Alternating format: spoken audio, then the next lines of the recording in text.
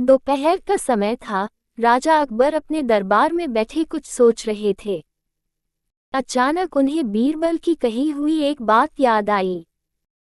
उन्हें याद आया कि एक बार बीरबल ने उन्हें एक कहावत सुनाई थी, जो कुछ इस तरह से थी, खाने के बाद लेटना और मारने के बाद भागना एक सयाने मनुष्य की निशानी होती है।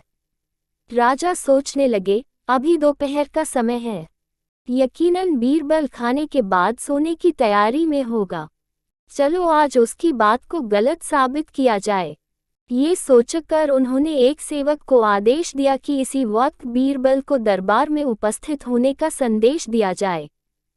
बीरबल अभी खाना खाकर बैठे ही थे कि सेवक राजा का आदेश लेकर बीरबल के पास पहुंचा। बीरबल आदेश के पीछे छिपे राजा की मंशा भली भांति समझ गए। उन्होंने सेवक से कहा, तुम थोड़ी देर रुको, मैं कपड़े बदल कर तुम्हारे साथ ही चलता हूँ। अंदर जाकर बीरबल ने अपने लिए एक तंग पजामा चुना। पजामा तंग था तो उसे पहनने के लिए उन्हें बिस्तर पर लेटना पड़ा। पजामे को पहनने का बहाना कर वे थोड़ी देर बिस्तर पर ही लेटे रहे और फिर सेवक के साथ दरबार की ओर चल दिए।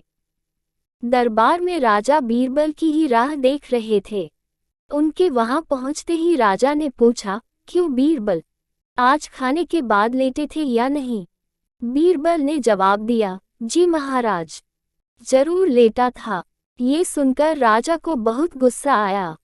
उन्होंने बीरबल से पूछा, इसका मतलब यह है कि तुमने मेरे आदेश का असम्मान किया? तुम उसी समय मेरे सामने क्यों उपस्थित नहीं हुए? इसके लिए मैं तुम्हें सजा देता हूँ। बीरबल ने तुरंत जवाब दिया, महाराज, ये सच है कि मैं थोड़ी देर लेटा था, लेकिन मैंने आपके आदेश की अवहेलना नहीं की है। आपको मुझ पर यकीन न हो तो आप सेवक से इस बारे में पूछ सकते हैं। हाँ, ये अलग बात है कि मुझे इस तंग पजामे को पहनने के लिए बिस्तर पर लेटना पड़ा था।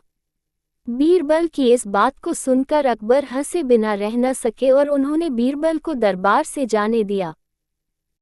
कहानी से सीख। इस कहानी से हमें ये सीखने को मिलता है कि परिस्थिति को भांपते हुए हमारे द्वारा उठाया गया एक कदम हमें अनेक मुसीबतों से बचा सकता है।